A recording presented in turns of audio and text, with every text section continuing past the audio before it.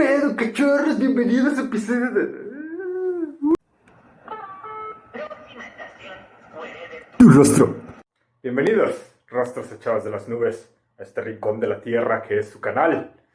Han llegado después de siglos de errancia vagabunda a través de islas, continentes y paraísos que no los llegan a satisfacer en su celestial beatitud, a este desierto en el que beberán y comerán del maná de la filosofía pura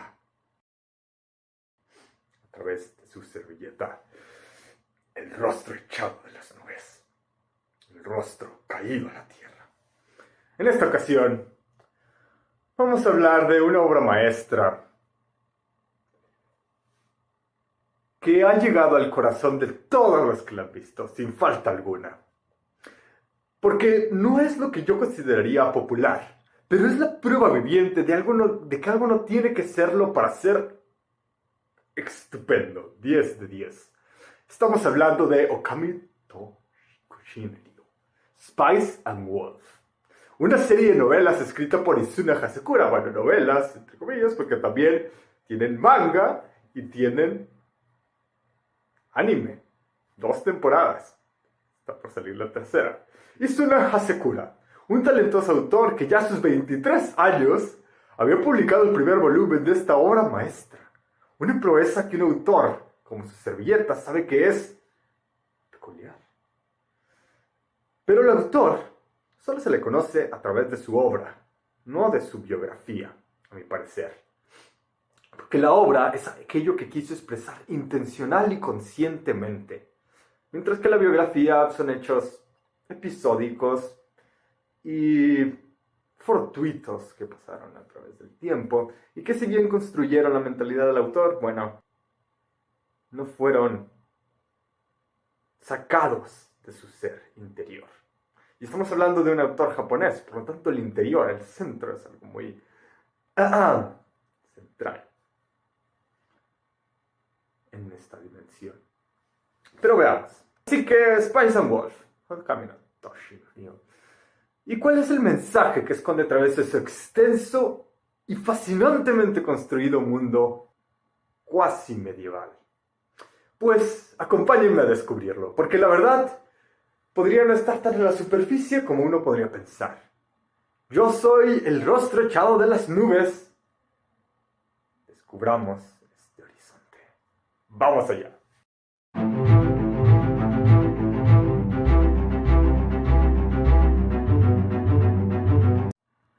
Spice and Wolf es la historia de un comerciante llamado Kraft Lawrence, que un día después de 8 años de viaje, es decir, a sus 25 años, se encuentra con un fenómeno con el que su mundo no contaba.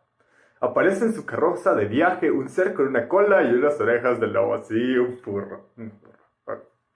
Bueno, ya, esta serie trata de furros. ¿Ya lo establecí? Vamos.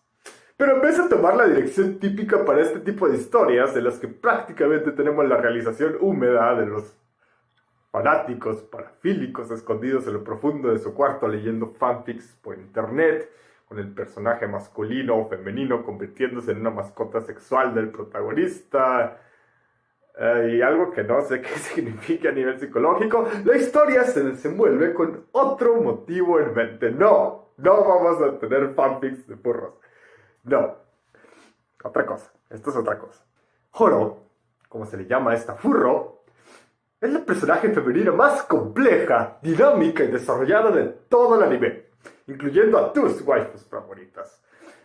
Ella le propone un contrato a Kraft Lawrence y él acepta con sus reservas, debido a que, bueno, se da pronto cuenta de que este ser, esta furro, que antes hubiera creído que era un cuento, es en realidad el espíritu benigno que había estado ayudando a la aldea de Paslow, una de sus estaciones más frecuentadas con su producción de trigo.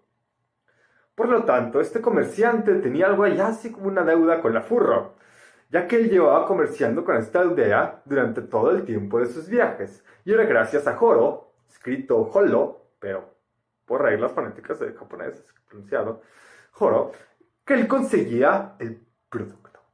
Es una premisa simple Y realmente esta forma de introducirnos a la historia no tiene en sí nada de especial, se ha visto muchas veces. No tiene nada de portentoso, nada de épico, nada de grande, nada de acción. Y para aquellos que les gusta más este tipo de series, probablemente esta no sea una opción recomendable. Porque, spoilers, la serie nunca va a salir de este ambiente relajado y hasta podríamos decir rústico. Pero yo pienso que este es el gran encanto de esta serie. El hecho de que logra recrear un mundo tan natural de una época tan remota que no le tocó vivir al autor de esta saga. Lo que sucede en este universo después de este encuentro, y a pesar de que existen los furros, es completamente realista, creíble y hasta natural. No hay dragones, no hay guerreros, no hay espadas mágicas ni guerra cósmica contra el mal, nada de eso. Podría decirse que la serie es incluso la slice of life del cuasi medievo. Y no se puede hacer demasiado énfasis en lo impresionante que es esto. Estamos hablando de una época y de un contexto que ha sido sobreexplotado por la media y que nos parece ya de sobra conocido. Pero lo que estamos viendo ante nuestros ojos no es el personaje siempre. No es un héroe elegido espadachín maldito demoníaco sangre de dragón 10.000 elegido por el clan, no sé. No es un mago, ni un rey, ni un príncipe. Cuff Lawrence es un comerciante. Y lograr que una premisa con este tipo de personajes se vuelva interesante y digna de contarse es una muestra de ingenio poco común. La serie, de hecho, sigue una sarta de conflictos que sacan adelante la trama, que si bien no es del todo original, se salen de la norma y entran en un complejo y excelentemente construido mundo de comercio. Llegan a ser desconocida, una época que nos parecía completamente trillada. Sí, si pudiéramos describir a un amigo esta serie en una palabra e identificar su tema, fácilmente podríamos lograrlo diciendo que se trata sobre una serie sobre economía en un capitalismo preindustrial. Y esto sería correcto, en teoría. Pero yo creo que como toda obra maestra, su contenido sobrepasa por mucho a lo que presenta su narrativa. Es por eso que los que se dedican al arte y la interpretación de los textos, los llamados narratólogos, están peleados con que se hable de un tema, en primer lugar. El tema de Shakespeare sería la política, la locura, la insidia, la culpa, el remordimiento. Listo. Ya acabamos. Ya abarcamos todo Shakespeare y ni siquiera tuvimos que leer una palabra de Hamlet, fuera de ser o no ser. Uf. Ya me la rifé. Completo. Adiós. Pues sí, morro. Pero a ver, explícame cómo y por qué y a dónde y quién es de parte de quién, en qué sentido. Necesitamos mancharnos las manos, dirían en teatro. Hundirnos en la peste de la obra para saber en unas pocas líneas qué es lo que puede salir de ella y qué es lo que se le metió. Es por eso también que mi análisis de Spice and Wolf va a ir un poco más allá de lo que podríamos sacar a simple vista. ¿Pero quieren un tema? Ahí les va. Spice and Wolf es sobre la romantización del mundo en una era en la que toda magia del nuestro se ha ido. Para saber esto, primero tenemos que conocer a uno de los principales culpables de que esto haya sucedido. Y este no es otro que el favorito de todos, Estudio Friedrich Nietzsche, el hombre que creó y vivió el concepto del antihéroe. Y no se preocupen, este no es el video para hablar sobre él a profundidad. Solo nos interesa de hecho una frase, su más famosa frase. Gott ist tot. Hasta suena chistoso cuando se pronuncia en alemán, porque es como un juego de palabras. Gott ist tot. Dios es tot. Dios ha muerto. Vámonos serios. ¿Qué significa realmente esto? Pues en un principio, un sabelotodo de los comentarios me va a decir simplemente, pues nada, que Dios no existe y ya. ¿Cuál es el problema? Pues sí, que hay problema. Comentario sabelotodo anónimo de los comentarios. Y es un problemón mayor, un señor problemón. Para Nietzsche esta es la causa de que el hombre tenga que dejar de existir. Sí, sí es. Caray, ¿y eso por qué? Pues te diré por qué. Imagina que toda tu existencia has vivido en un castillo encantado y que dentro de este castillo tú creías que el rey, el buen rey, te había dado todo el mundo en heredad y tú tenías permitido hacer cosas buenas con todo lo que estaba a tu alrededor. Todo el reino giraba alrededor de ti y tú eras felicidad y alegría. Había todo tipo de conmemoraciones y, digamos, monumentos a este rey, el mejor de todos los reyes, en el mejor de todos los mundos posibles, y había fiestas y amor y paz en todo lugar. Pero resulta que un buen día te das cuenta de que este mundo fantástico empieza a pudrirse, y empieza a haber pestes, guerras, calamidades, catástrofes de carácter global. El mundo empieza. Después, digamos, consultas a un mago errante que de casualidad pasaba por ahí, y él te dice sí, el mundo maravilloso que tú conoces está muriendo. Y no solo eso, sino que tú lo mataste. Es tu culpa que ese mundo bello, feliz e inocente haya dejado de ser, y que en su lugar lo reemplace la peste, hablando en términos campesinos. Y al final descubres que todo es a causa de que el rey que gobernaba ese lugar maravilloso enfermó y murió. Y tú descubres que ese mundo fantástico está condenado a dejar de existir. Pues bien, esta es la historia de Nietzsche, el profeta loco, que fue por las calles con una lámpara gritando que buscaba a Dios y terminó en la iglesia cantando requiems al Dios que había estado. Una novela completamente descorazonadora, y no por nada. Imaginen que las creepypastas sobre Pokémon, sobre Hora de Aventura, sobre los padrinos mágicos, etcétera, etcétera, fue canon. Y ahora imaginemos que nosotros fuimos los que escribimos esa historia, o peor aún, que nosotros matamos al autor de estas historias. ¿No estaríamos en una posición de orfandad y desolación? Pues esa es la concepción del mundo que Nietzsche nos heredó. Y no es sorpresa que toda la filosofía posterior a él se tratara sobre una apología de la desesperación.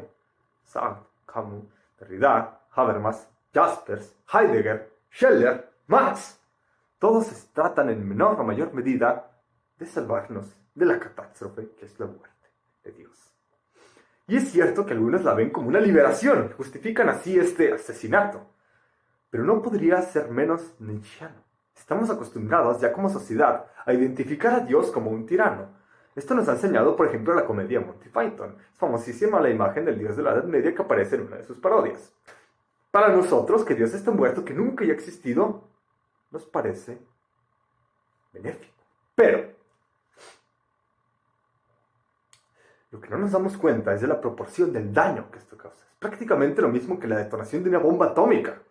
Y todo autor que lo trivialice está minimizando el acontecimiento. La muerte de Dios significa, para Nietzsche, la muerte del hombre. Él decía en su Así habló Zaratustra que el hombre es algo que debe ser superado. Y esto se ha convertido en el grito de guerra de todas esas milicias humanistas del momento. Pero qué fácil, ¿no? Simplemente reparar una imaginación que está rota con otra más nueva y moderna. Es por eso que se propone que cambiemos nuestra conciencia a las máquinas y nos mudemos a Marte, por ejemplo. Pero eso solo es revelar el problema, no afrontarlo. Les contaré algo. Cuando yo tenía 8, 9 años, solía tener un koala. Y ese koala significaba mucho para mí. Era mi peluche favorito. Un día ese koala, no recuerdo por qué, se cayó por la ventana y se rompió su naricita. Para que dejara de llorar, mi madre me dijo que me iba a comprar un nuevo juguete y tal y tal. Y juguetes nuevos llegaron. Pero yo recuerdo que solía decirle a mi mamá que no era lo mismo. Que mi koala ya no estaba ahí. Había muerto. Esa es una anécdota que sirve para ilustrar la pérdida de un objeto como el Dios del cristianismo tardío para el hombre moderno. Podemos hacernos dioses nosotros mismos. Eso nunca cambiará el hecho de que no solo Dios, sino todo el mundo que alguna vez creímos habitar, todas las esperanzas y significados emocionales que pusimos en él, se han perdido. Es casi como la pérdida de la infancia debido a un trauma abrupto, debido a una violación quizá, asesinato. No me lo van a ver, pero es casi como es. De hecho es exactamente eso. No nos abandonó la infancia, nos la quitaron. Esta es la idea que comunica Nietzsche con su famosa expresión. Y esto es una situación desesperanzadora. Y tratar de solucionarla solo con el reemplazo del objeto del deseo es como tratar de reemplazar la Mona Lisa con una fotografía. Es lo mismo, soluciona el problema. ¿Pero qué tiene que ver todo esto con Spice and Wolf? Bien, resulta que en el trasfondo de toda esta pieza artística subyace un anhelo. El anhelo de querer volver a iniciar. Psicológicamente esto se conoce como la nostalgia por el seno materno. Pero esto es un concepto medio tramposo, como todos los de Freud, realmente. No nos podemos acordar del seno materno, es imposible, no lo conocimos nunca, nuestros sentidos no funcionaban de la manera en que lo hacemos. En este momento, ni estaban tan desarrollados como para transmitir esa sensación a un cerebro que todavía estaba. Es decir, si lo hicieran recordaríamos cómo se siente la placenta, etcétera, etcétera. No es el caso. Y una memoria humana, por más buena que sea, no puede recordar un suceso de los primeros meses de vida. Eso es imposible. Sin embargo, el pasado, incluso ese que nunca fue como lo imaginamos, genera por alguna razón un sentimiento de acogimiento. Y ese es el que logra transmitir Spice and Wolf. Spice and Wolf es la recreación del mundo que existía antes de que Dios muriera. Antes de que todos nuestros valores y creencias fueran tirados por la borda y reemplazados por la nada. Es un mundo ucrónico, de una época que, como la del reino del que hablaba antes, nunca tuvo lugar, sino solamente en nuestra imaginación. Toda la serie, Horo trata de regresar a su pueblo natal, Yoitsu, aún a pesar de que en cierto momento de la historia se revela de que este pueblo fue destruido. Toda nuestra vida, nosotros tratamos de regresar a una especie de limbo, un sitio o plano existencial en el que no existía ni el dolor, sino solo esos buenos recuerdos que nos generan la nostalgia.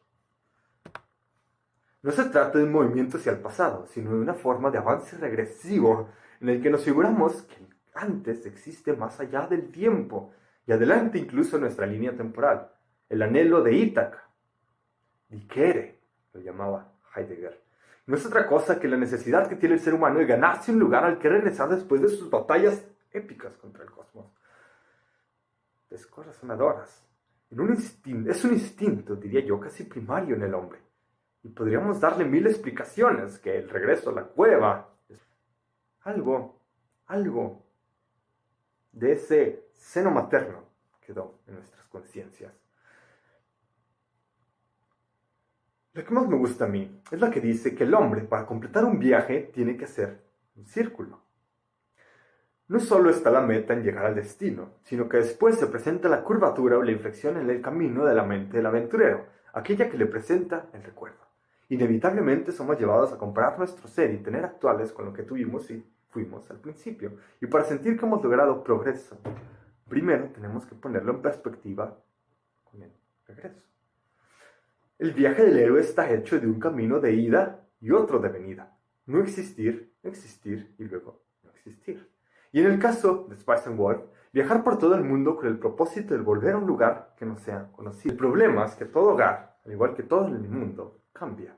Y esta es una de las mayores preocupaciones de Horo, la loba centenaria, porque sí, lleva 6 siglos existiendo en esta aldea de Pazflow, quien, al involucrarse demasiado en la relación con un mortal, con una vida limitada, sabe que la felicidad no puede durar. Lawrence, mucho más temprano que tarde, va a caer víctima de algún mal que no la va a afectar a ella, y él va a morir, de modo que ella estará otra vez sola. Se implica que los seres como Horo ya no tienen un lugar en el nuevo mundo de los hombres. La economía es un perfecto ejemplo y metáfora de cómo la sociedad humana ha avanzado con independencia de su conciencia moral y sus deseos internos. Si no fuera por Horo, Lawrence sería un hombre frío y calculador, un nábaco humano, solamente pensando en pérdidas y ganancias, sin ningún otro objetivo en su vida vagabunda, sino almacenar riqueza y sacar provecho material de todo lo que haga. Se dice que su deseo es poner un local y dejar de lado sus andanzas errantes, pero su mentalidad, si no fuera por su convivencia con la furro, no cambiaría a un autor. Horo es la verdadera protagonista de la historia y representa no solo el ideal de la mujer para el autor, lo que bueno, se dice como culparla, porque es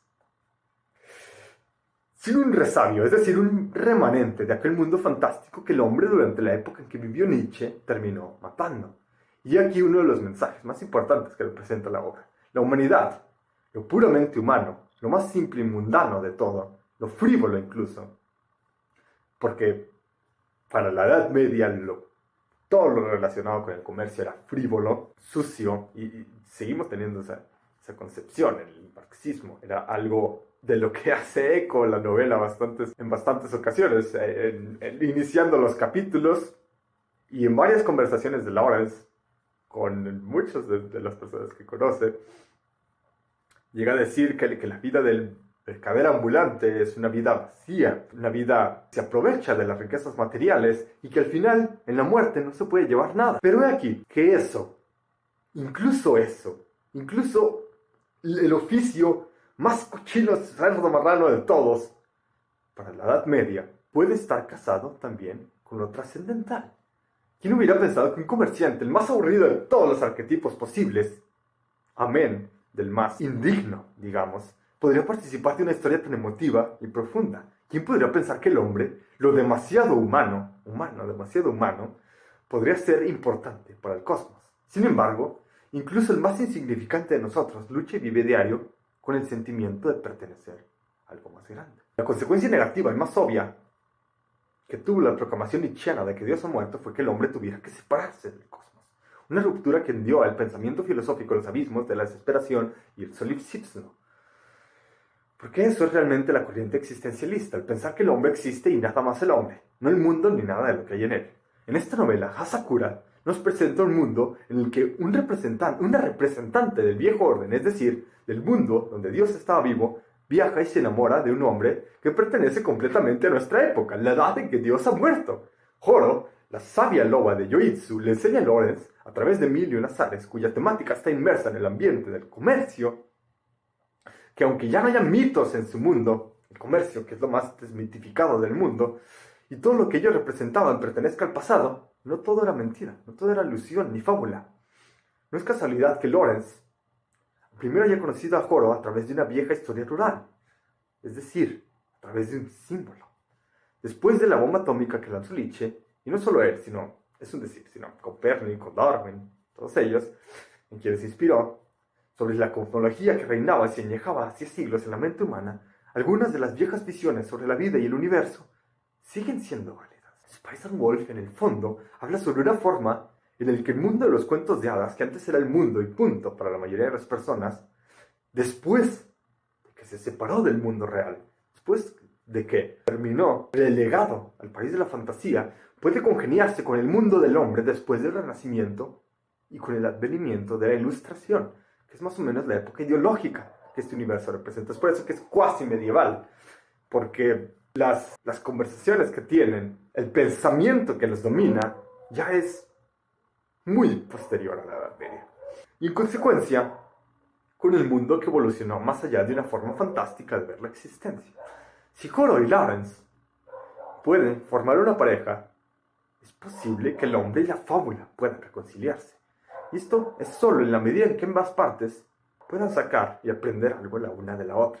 Como sucede en la serie, Horo no es un negociante, sin embargo es una criatura que vivió siglos y conoce la conciencia y el modo de ser del mundo, su ethos, y por lo tanto es tipo de la sabiduría que nos lega la tradición.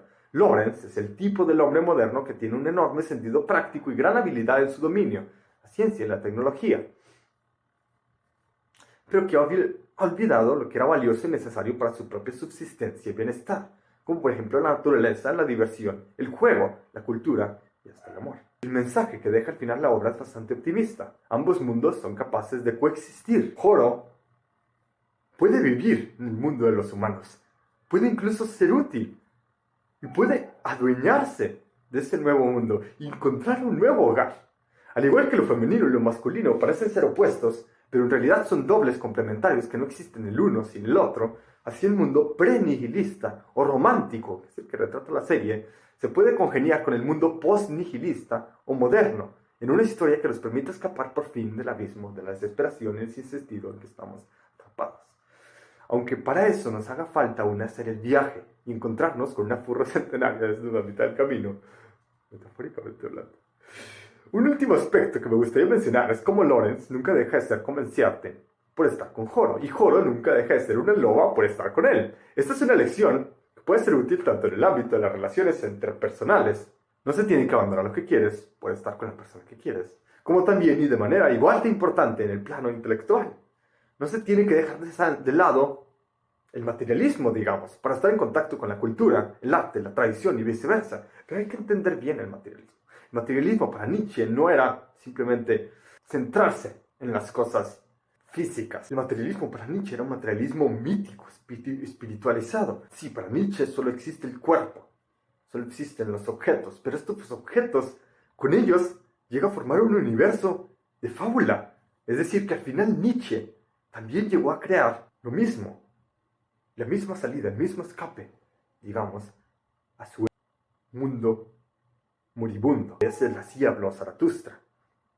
Es decir, que en un plano narratológico, tanto Spice and Wolf como el Así habló Zaratustra son paralelos. Una novela filosófica con una novela sobre economía. En el fondo, lo que ambos quieren reconciliar es al hombre con lo humano, a pesar de que hayan llegado a conclusiones. Eso es lo interesante también de la serie, que a pesar de las discusiones, a pesar de los conflictuantes puntos de vista que existen, ambos pueden aprender del otro y ambos pueden crecer en conjunto, a pesar de que se tenga que haber de manera inevitable. Después de todos, ambos van en el mismo carruaje. Y como dice la canción del intro, una de las piezas musicales más bellas de todos los openings del anime, ambos tienen la responsabilidad y el deseo de ir a ver y conocer lo que hay más allá, en un mundo que no hemos visto. Minum, Kaino, Abuameki, Kaorigo, Himeni. Llegamos al final del video, rostros fechados de las nubes. Aún así, hay mucho que decir todavía. Nubes que cubren este espacio, pero ya hemos entrado en las fases del análisis. Si quieren verme continuar con otra, por favor, pónganme en los comentarios. Tengo algunos pendientes que me gustaría revisar y espero poder hacer comentarios y opiniones. Claro, si quieran, ayuda muchísimo a ver. Y nada, te invito a hacer tu propia reflexión y a ver esta gran serie que el momento está en vísperas de sacar una tercera temporada, por la que estoy hiper emocionado. Cuando salga, veremos qué partes de este análisis se mantienen y en cuáles hay que ahondar. Y vamos a continuar con esta toma, con esta captura del mundo de Spice and Wolf. Vamos a seguir con las premisas de este análisis. Hasta entonces, los echados de las nubes. Me despido y no deje nunca que ninguna mancha se ensombrezca el horizonte.